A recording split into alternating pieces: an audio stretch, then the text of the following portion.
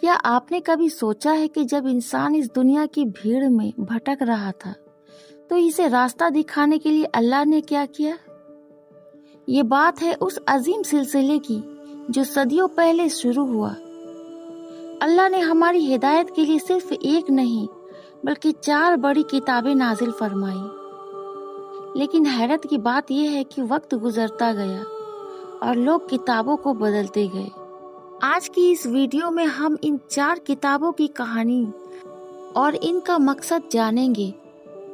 سب سے پہلی بڑی کتاب ہے تورات۔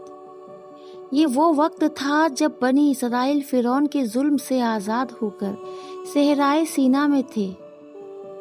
لوگ بھٹک رہے تھے، انہیں قانون کی ضرورت تھی۔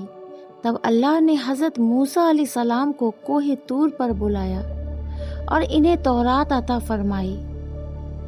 اس میں اللہ کے سخت احکام تھے، قانون تھا اور سیدھا راستہ دکھانے والی باتیں تھی۔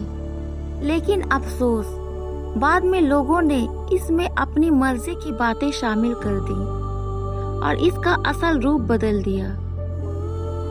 دوسری کتاب ہے زبور۔ جب حضرت داؤد علیہ السلام کی حکومت تھی تب اللہ نے ان پر یہ کتاب نازل کی۔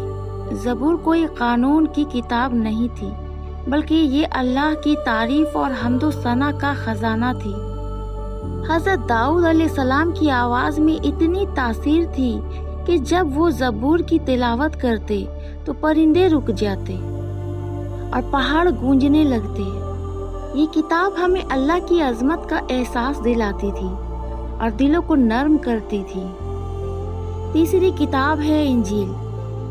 یہ حضرت عیسیٰ علیہ السلام پر اس وقت نازل ہوئی جب لوگوں کے دل سخت ہو چکے تھے۔ لوگ صرف قانون پر چل رہے تھے لیکن محبت اور نرمی بھول چکے تھے۔ انجیل کا پیغام تھا رحمت، معافی اور دل کی پاکیزگی۔ اس میں آنے والی آخری نبی کی خوشخبری بھی دی گئی تھی، لیکن لوگوں نے دنیاوی فائدے کے لیے اس کے الفاظ بدل ڈالے اور اصل انجیل کہیں گم ہو گئی۔ اور پھر وہ وقت آیا جب پوری دنیا اندھیرے میں ڈوبی ہوئی تھی۔ تب اللہ نے اپنا آخری اور سب سے بڑا تحفہ بھیجا، قرآن مجید۔ یہ ہمارے پیارے نبی محمد صلی اللہ علیہ وسلم پر نازل ہوا۔ اس کا ایک ایک لفظ اللہ کا وعدہ ہے۔ اللہ فرماتا ہے، بے شک ہم نے ہی اس قرآن کو نازل کیا اور ہم ہی اس کی حفاظت کرنے والے ہیں۔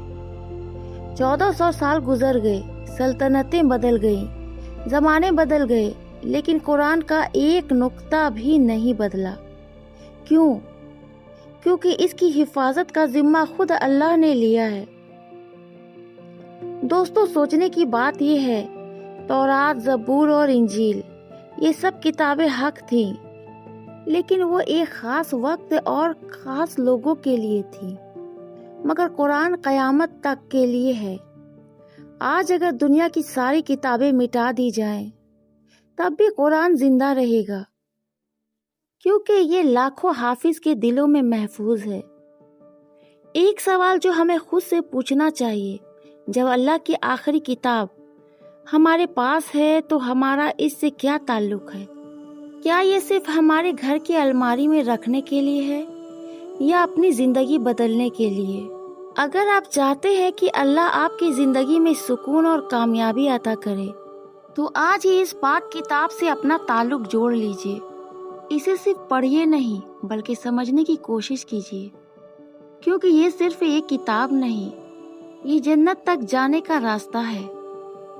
اگر آپ بھی قرآن سے محبت کرتے ہیں اور اپنی زندگی اس کے مطابق گزارنا چاہتے ہیں تو کمنٹ میں لکھیں انشاءاللہ۔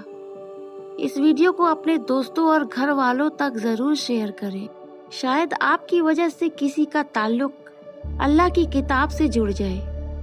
جزاک اللہ خیر۔ اگلی ویڈیو میں ملتے ہیں۔ اللہ حافظ۔